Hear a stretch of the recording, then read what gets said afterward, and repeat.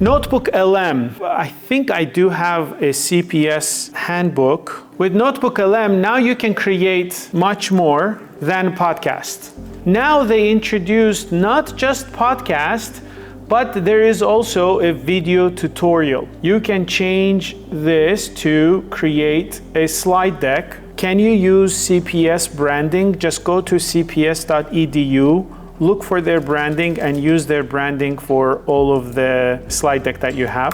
So we'll generate the slide deck. Then we will generate video overview. We can choose our branding, or we can choose different styles, or you can do your branding yourself. Okay, who wants to tell me what to focus on the handbook? Submitting time.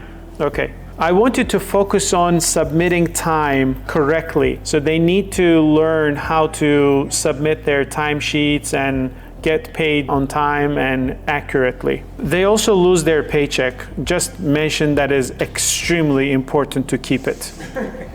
You just gave a few directions and you hit generate. It starts generating the video, and then I'll show you how good quality the video is. What you did not realize, when I click on video generation, I can choose a language, and I can choose any language I want. That's the most important thing here. As CPS, you have a huge population who speaks different languages. I'm talking about your staff. And you need to create that communication with them. So make sure to create different language tutorials so that everyone can understand everything. And you see how there are dialects. There's Spanish, there's Latin America, there's Mexico. Now this will generate that. Now, we can also do a mind map. We can create infographic. Infographic is incredible. Let's choose, I like this one. Let's generate it. And then we can come back to see what is possible. Now, what you can do with NotebookLM,